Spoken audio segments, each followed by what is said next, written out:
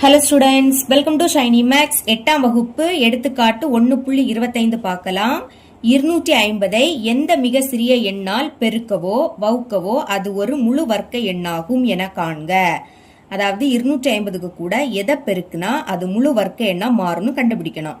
அடுத்து 250ல இருந்து எதை வகுத்தா அது முழு வர்க்க எண்ணாகும்னு கண்டுபிடிக்கணும். மேலும் அதன் வர்க்க மூலத்தை காண்க. அப்புறவு அதோட வர்க்க மூலத்தையும் கண்டுபிடிக்கணும். முதல் என்ன பண்ணணும்னா 250 டா ஃபார்மட்ல சால்வ் பண்ணணும். எழுதிக்கலாம் 250. இங்க சால்வ் பண்றேன் 250 டா ஃபார்மட்ல சால்வ் பண்ணுங்க. லாஸ்ட் 0 இருக்கு, கண்டிப்பா அது 5ஆம் வாய்ப்பாடு போகும். 0 இருந்ததுன்னா 5ஆம் வாய்ப்பாடு போகும். 2 5 வரைக்கும் சிறிய எண்ணா, அப்ப அடுத்த எண்ணை சேர்த்து எடுத்துக்கோங்க. 25. 25 5ஆம் வாய்ப்பாடு எப்போ வரும்? 5 25. இனி ஒரு 0 தானே இருக்கு, அந்த 0 அப்படியே வந்துடும். திரும்பவும் லாஸ்ட் 0, அப்போ 5ஆம் வாய்ப்பாடு போகும். 5ல 5 ஒரு வாட்டி தான் இருக்கும். ஓர் 5 5. இந்த 0 அப்படியே வந்துடும். 10 5ஆம் வாய்ப்பாடுல வரும். எப்போனா ஈர் 5 10. இனி 2 2ஆம் வாய்ப்பாடுல வரும். ஓர் 2 2. இந்த மாதிரி 1 வாரது வரைக்கும் நீங்க சால்வ் பண்ணணும். இப்ப சைட்ல உள்ளத பெருக்கல் போட்டு எழுதிக்கலாமா?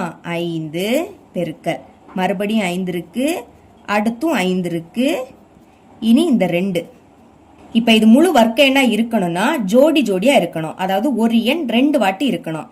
இங்க 5 2 வாட்டி இருக்கு, ஆனா இந்த 5 ஒரு வாட்டி தான் இருக்கு, இந்த 2 ஒரு வாட்டி தான் இருக்கு. அப்ப 5க்கும் 2க்கும் ஜோடி இல்ல. இங்க இன்னொரு 5 வரணும், இன்னொரு 2 வரணும். சரிங்களா?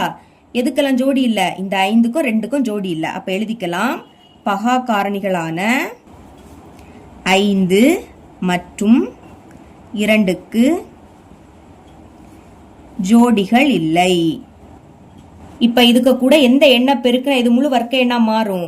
இந்த 5க்கு கூட இன்னொரு 5 இருக்கணும். அப்ப 5 பெருக்கல் இந்த 2க்கு கூட இன்னொரு 2 இருக்கணும். அப்ப 2. இது 2 பெருக்குங்க. 2 10. கொஸ்டின்ல 250க்கு கூட எதை பெருக்குனா முழு வர்க்க எண்ணா மாறும்னு கேட்டிருந்தாங்க. எதை பெருக்கணும்? 10 பெருக்குனா முழு வர்க்க எண்ணா மாறும். அப்போ ஃபர்ஸ்ட் ஒண்ணுக்கு ஆன்சர் எழுதிடலாமா? 250ஐ 10ஆல் பெருக்கினால் பெருக்கலாமா? பாருங்க, ஃபர்ஸ்ட் இந்த 250ஐ எடுத்து எழுதிக்கணும். அடுத்து இந்த 10ல ஒரு 0 இருக்கா, அந்த 0 அப்படியே வந்துடும். பெருக்குனா 2500 கிடைக்கும். எழுதிருங்க. இப்ப இது ஒரு முழு வர்க்க எண்ணா மாறிடுச்சு.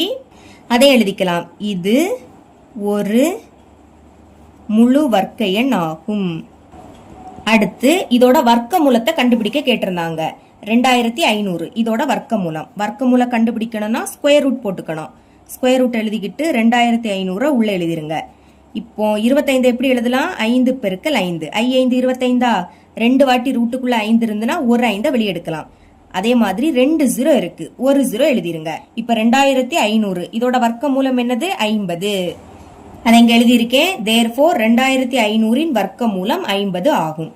இனி ரெண்டாவது என்ன கேட்டிருந்தாங்க? 2050ல இருந்து எதை வகுத்தா முழு வர்க்க எண்ணா மாறுன்னு கேட்டிருந்தாங்க. போன இதுல எதை பெருக்குனா முழு வர்க்க எண்ணா மாறுன்னு கண்டுபிடிச்சோம். இப்போ எதை வகுத்தா முழு வர்க்க எண்ணா மாறுன்னு கண்டுபிடிக்கணும். இப்ப பாருங்க 250 இதை நம்ம 10ஆல வகுத்தா இது முழு வர்க்க எண்ணா மாறும். இங்க கீழே 0 மேல 0 கேன்சல் ஆயிடுமா? இப்ப 25 எப்படி எழுதலாம்? 5 பெருக்கல் 5. அப்ப 5 இங்க 2 வாட்டி இருக்கு. அப்ப இது என்ன ஆயிடும்? முழு வர்க்க எண்ணா மாறும். இதை எப்படி எழுதிக்கலாம்? 250ஐ 10ஆல் வகுத்தால் 25 கிடைக்கும் அப்படின்னு எழுதிருங்க. அதான் எழுதியிருக்கேன். 250ஐ 10ஆல் வகுத்தால் 25 கிடைக்கும். 25 முழு வர்க்க எண்ணாகும். புரியுதுலா? 250 10ஆல வகுத்திருக்கேன். இந்த 0 கேன்சல். அப்ப என்ன கிடைக்கும்? 25 கிடைக்கும். இனி இந்த 25 முழு வர்க்க எண் தான். ஏன்னா 25 எப்படி எழுதலாம்? 5 பெருக்கல் 5. அப்ப 5க்கு இங்க ஜோடி இருக்கு, அதனால இது முழு வர்க்க எண். இப்போ இந்த 25க்கு வர்க்க மூலம் கண்டுபிடிக்கணும். அதாவது ஸ்கொயர் ரூட் கண்டுபிடிக்கணும். ஸ்கொயர் ரூட் ஆஃப் 25 எழுதிக்கலாமா? ரூட் போட்டுருங்க. 25 5 பெருக்கல் 5 எழுதிக்கலாமா? 5 2 வாட்டி இருக்கு, ஒரு 5 வெளியே எடுத்துட்டேன். அப்ப 25ஓட வர்க்க மூலம் என்னது? 5 எழுதிருங்க. therefore 25 வர்க்க மூலம் is equal to 5. இவ்வளவுதான் இந்த சம்.